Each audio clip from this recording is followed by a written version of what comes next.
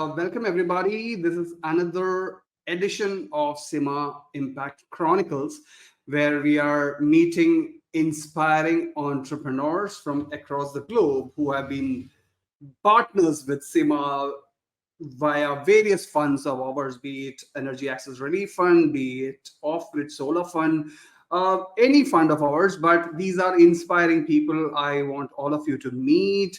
They have gone through their challenges, they have fought through it, they have an inspiring story to tell. So today I have another inspiring entrepreneur with me. So let me introduce her quickly. I have Sharon Yeti with me today. She is the co-founder and chief executive officer of Powerlive Zimbabwe. She has a background and experience in accounting and business management of more than 10 years. Her passion for renewable energy and women empowerment started in her hometown in Zimbabwe. This gave her a background and first-hand experience of understanding the difficulties that women face when using other forms of energy like and candles. Her ambition is to make other women's lives better and empower them through the provision of solar energy. So Powerlife have been doing fantastic. So let me bring her on and we will ask her some good questions. Hey Sharon, welcome back. Hi, Vivek. Thank you for having me. All right, thank you so much for taking time out for this. As I've It's a pleasure. told in the introduction, we are excited to meet you, hear your story. So I have prepared a set of questions for you. So if you're ready, we can start off. Sure, you can go ahead. All right. All right. So let's start with the overview of your journey, right? So can you provide us an overview of Powerlife's journey in providing clean, safe, and sustainable energy solution, particularly for women and their communities in Zimbabwe? Well, I think let me start with where I grew up.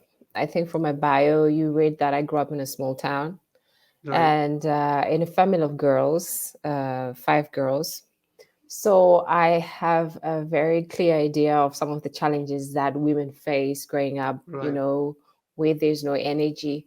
So, growing up, I somehow thought that I would need to find a way to help women, though then it wasn't clear that it would be through solar, because then solar wasn't popular. But then growing up and seeing solar energy coming into the picture, and with the experience that I learned through some of the work that I've done throughout the years, I actually thought, well, let me start something. And that's when Powerlife came into the picture with the two other co-founders. And the focus was to help end energy poverty with the focus on women. So, working with women sales agents, trying to promote their projects and seeing how we can help each other. So let me just say that's been Powerlife's journey. Though when we started off, it was mostly with the such as systems, and it's still the main focus for us. Though we have also moved to productive use energy, like in the past 2 years or so. Right. So even though I'm working currently on the impact story of Powerlife, I know the kind of impact you have done, especially for women, small business owners. So we will get to that later. So thank you for that fantastic start. So my next question is, Okay. in your own words, I want to know how has Powerlife evolved and grown? It's a women-led social enterprise since its establishment. What inspired its focus on addressing energy access challenges? Um, like I said initially, I think it was to empower women because there's few women in the energy access uh, environment. Let me say. Right. So let me say that what we initially started to do, because it wasn't, we thought, okay, we want to work with sales agents, but it wasn't just about just walking up to anyone and just offering them a job. We would go to the Right. communities and collaborate with them, tell them our dream. Let me say I would, because initially I was the one who would like go out there and talk to the women and talk to the village heads, and try to to see them the way for them to see things the way I was seeing. And initially there Right. was resistance. Let me say that a lot of it, Right. because Zimbabwe is a patriarchal society. We have roles that are designated for each gender, So Wow. then I didn't have a lot of people who were supporting that. But then I thought, okay, I think maybe if we reach out to the men first and Right. help them understand where I'm coming from, so that there's less resistance, because some of these people, their wives, their sisters, their daughters.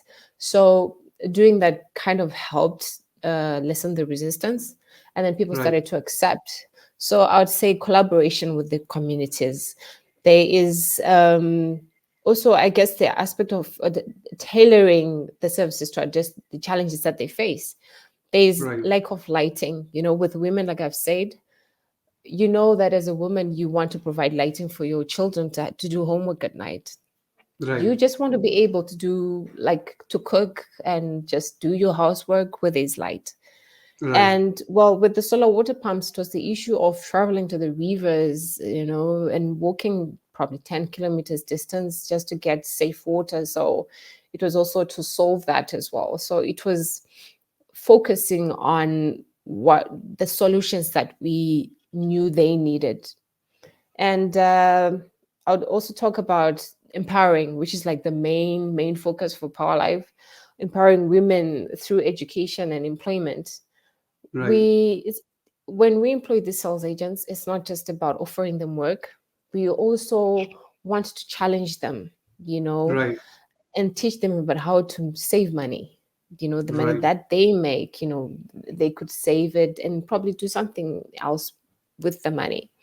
Right. And what we've also been doing, monitoring and evaluating the impact. We've been, okay, let's say, for the sales agents that we started with in 2018, there are two particular ladies that I'm still working with since Right. 2018. And let me tell you that their lives have changed. And, they have gone on to get more sales agents for us and to just show everyone that, you can also do it. So we've grown, and I'm really Right. proud of the progress that we've really made.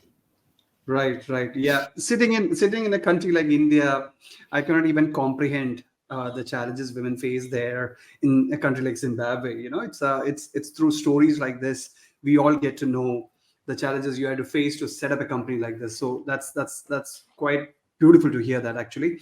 All right. So you touched upon this a little bit, but I just want to ask this question, to understand if you can highlight some of the key milestones and achievements, right, which Powerlife has accomplished in the energy sector, specifically in Zimbabwe, which you are very proud of, very close to your heart.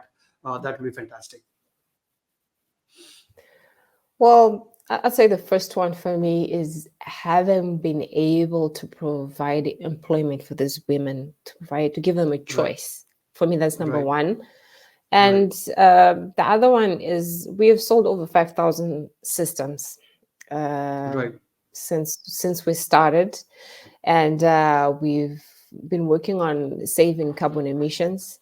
You right, know, and in terms of awards, I've lost track. We've been receiving so many awards since 2021, from the EEP Africa Project of the Year, uh, to some of the awards that I received personally, which have been very great and motivating as well, considering how we started.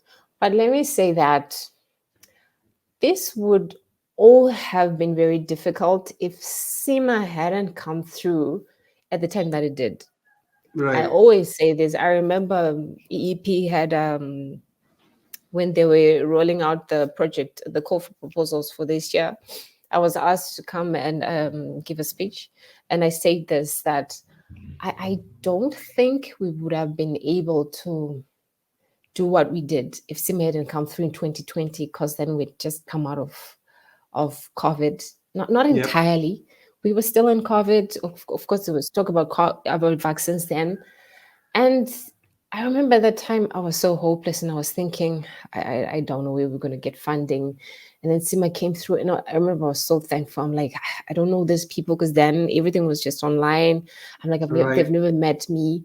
But the fact that they've put so much faith in Power Life at this time, sorry, right, it meant a lot to me. And I'm right. sure it was the reason we ended up getting all these awards and managing to employ more people and just selling more solar home systems. Right, right, right. I am so proud to hear that, and I can see so many awards behind you. I'm pretty sure there are more on the way as Yeah, well. there's the other side and the other side as well.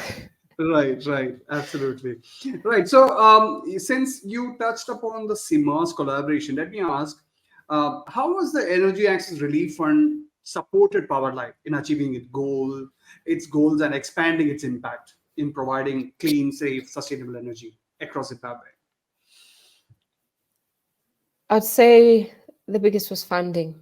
Like I said Right, initially, we hadn't made sales in 2020, and right, I think, yeah, and the funding came through at just the right time, because then it enabled us to make a trajectory where we then made more sales.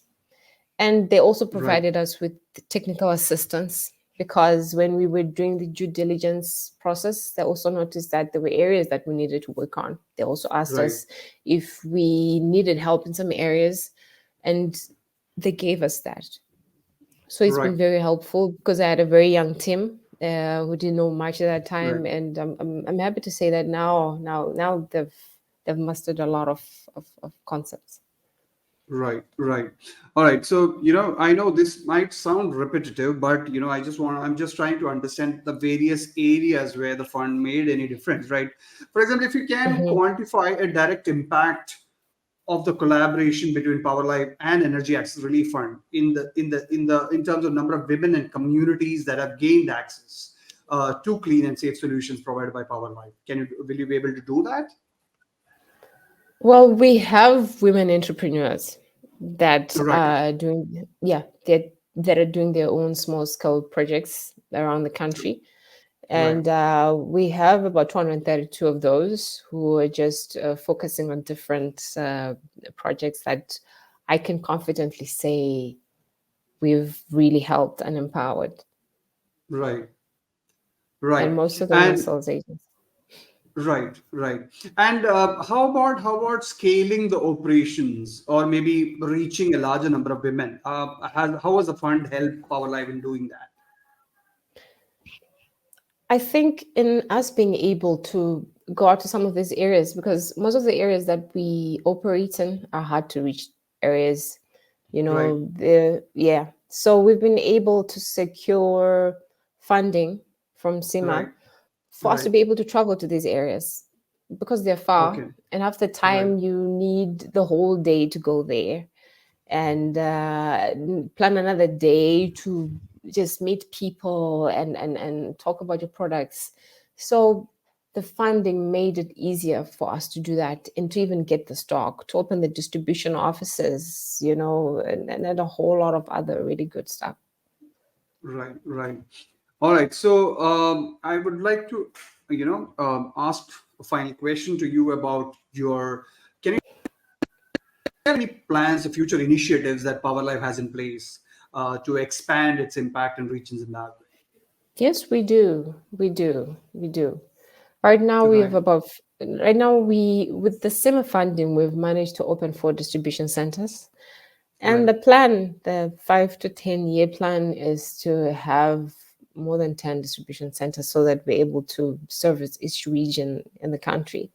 So yes, there's plans to have more distribution centers, have more female sales agents, and hopefully go regional, right. outside in Southern Africa. Yes. Right, right. All right. All right. So, thank you so much, Sharon, for taking time out for this. And I look forward to publishing the Chronicles as well as the impact story soon. So, I'll speak to you soon otherwise. Thank you. Thank you, Vivek. All right. Thank you. All right. So, that was Sharon from Power Life Zimbabwe. another inspiring story from SIMA's one of the significant funds, one of the crucial funds which we have rolled out and ended recently, Energy Access Relief Fund. So I'll bring you back more inspiring stories from across Africa and India, etc., etc. So I'll speak to you soon with another SIMA Impact Chronicle. Thank you.